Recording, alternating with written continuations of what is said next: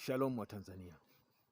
Bwana Mungu aliyeziumba mbingu na nchi, Mungu wa Ibrahim, wa Isaka na Yakobo, Yesu Kristo yuko pamoja nawe, usiogope.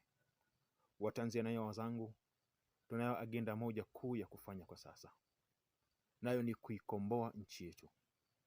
Na ili kufanikisha hili, tunayo mambo matatu ya msingi ya kufanya.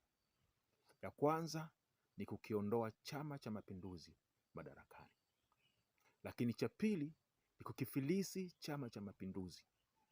Lakini cha tatu ni kukifuta Chama cha Mapinduzi katika orodha ya vyama vya siasa nchini Tanzania. Na kwa sababu hiyo, ninakipa red card Chama cha Mapinduzi. Ikiwa unaungana na mimi, kipe red card Chama cha Mapinduzi.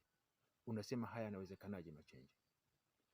Yasiyowezekana kwa wanadamu, kwa Mungu yanawezekana. Usiogope. Mungu ibariki Tanzania. Mungu abariki wa Tanzania.